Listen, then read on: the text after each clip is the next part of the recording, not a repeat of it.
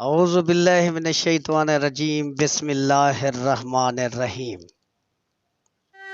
السلام علیکم، میں ہوں نوید عباس، آپ میرا یوٹیوب چینل دیکھ رہے ہیں۔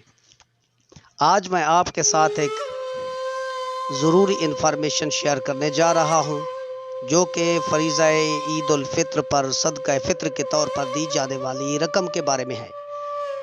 شریعت اس میں کن لوگوں کا حق رکھا ہے، اس پر ہم آج شریعت کی روح سے غور کرتے ہیں۔ صدقۃ الفطر، احکام اور مسائل۔ فطر کے معنی روزہ کھولنے یا روزہ نہ رکھنے کے ہیں۔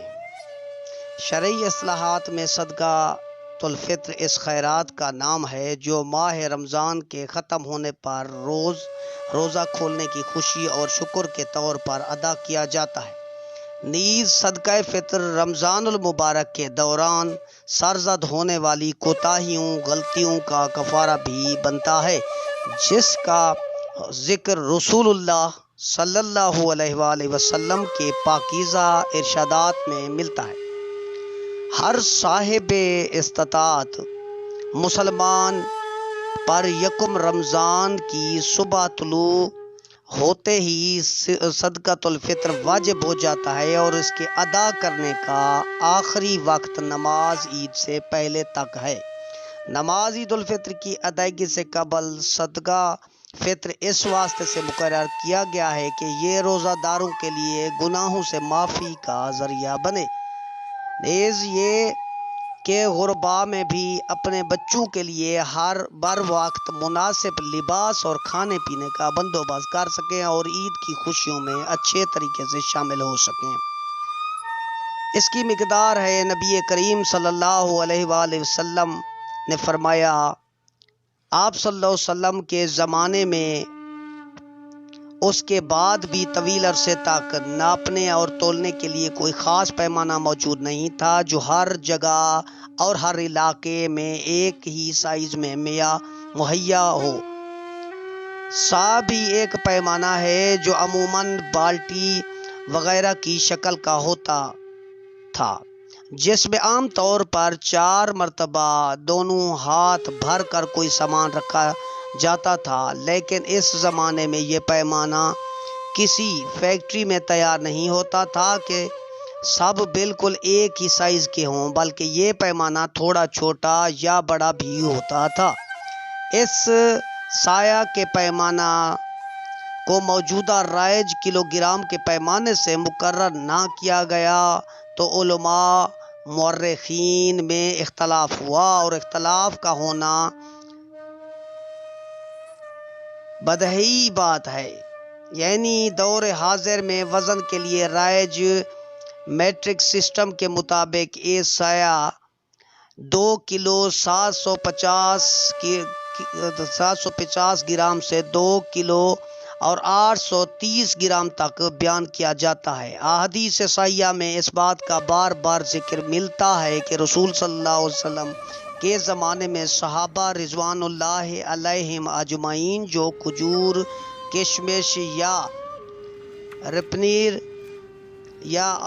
کشمش اور پنیر وغیرہ کی صورت میں صدقۃ الفطر ادا کرتے تھے، یعنی امت مسلمہ کے لیے یہ رعایت اور آسانی میسر ہے کہ لوگ اپنی سہولت کے مطابق غذائی اجناس یا نقدی کی صورت میں صدقۃ الفطر ادا کر سکتے ہیں۔ صدقۃ الفطر کی حقیقت یہ ہے کہ حضرت مسیح موعود علیہ السلام فرماتے ہیں،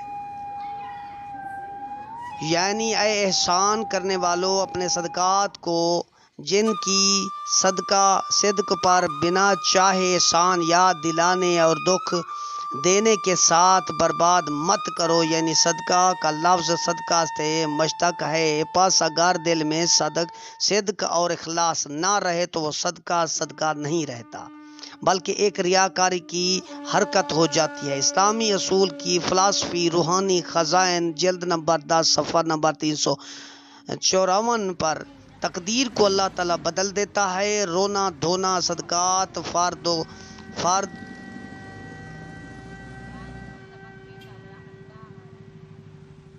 جرم کو بھی ردی کر دیتے ہیں۔ اصول خیرات کا اسی سے نکلا ہے۔ یہ طریق اللہ کو راضی کرتے ہیں۔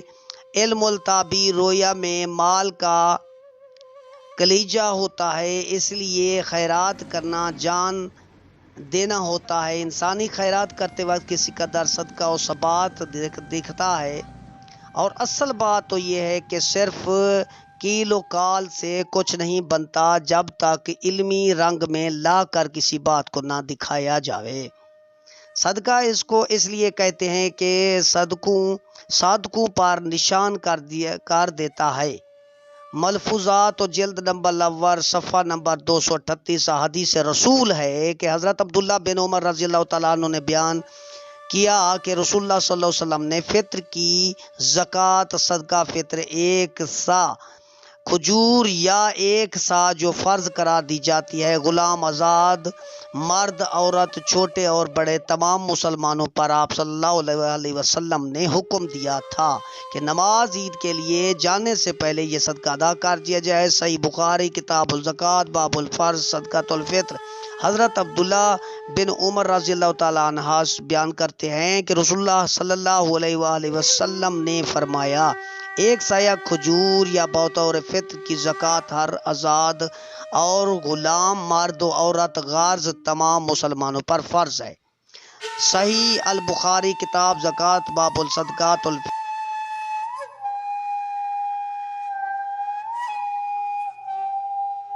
عبداللہ بن سعد بن ابی سرا سامری نے بیان کیا ہے کہ انہوں نے ابو سعید خدری رضی اللہ تعالیٰ عنہ سے سنا، آپ صلی اللہ علیہ وسلم فرماتے تھے کہ ہم فطرہ کی زکوٰۃ 1 سا اناج یا گیہوں یا 1 سایہ جو یا 1 سایہ کھجور ہو یا 1 سا پنیر یا 1 سا زبیب خشک انگور یا انجیر نکالا کرتے تھے۔ صحیح البخاری کتاب الزکوٰۃ باب الصدقۃ الفطر سان من الطعام۔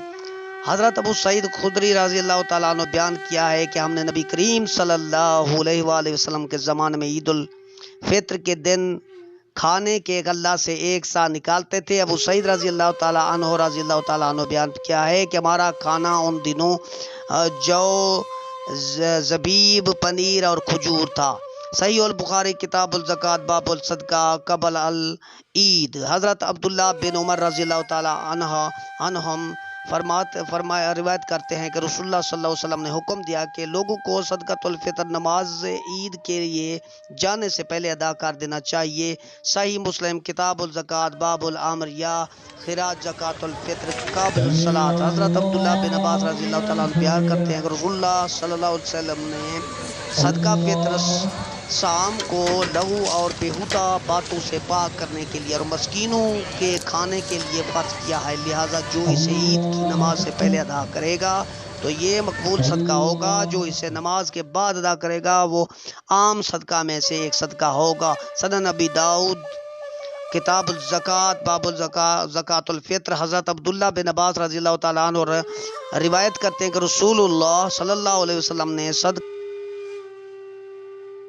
روزہ دار کو فحش اور بیہودہ باتوں سے پاک کرنے اور مسکینوں کی خوراک کے لیے فرض قرار دیا ہے، لہٰذا جس نے اسے نماز عید سے پہلے ادا کر دیا تو یہ مقبول زکوٰۃ ہے، اور جس نے نماز کے بعد ادا کیا وہ عام صدقہ میں سے ایک صدقہ ہے۔ سنن ابن ماجہ کتاب الزکوٰۃ باب الصدقۃ الفطر۔ حضرت عبداللہ بن عمر رضی اللہ تعالیٰ عنہ سے روایت ہے کہ نبی اکرم صلی اللہ علیہ وآلہ وسلم نے ایک شخص کو مکہ کی گلیوں میں منادی کرنے کے لیے بھیجا، سنو صدقہ فطر پر مسلمان مرد ہو یا عورت، آزاد ہو یا غلام، چھوٹا ہو یا بڑا، گیہوں سے 2 مد اور گیہوں کے علاوہ دوسرے غلوں سے 1 سا واجب ہے۔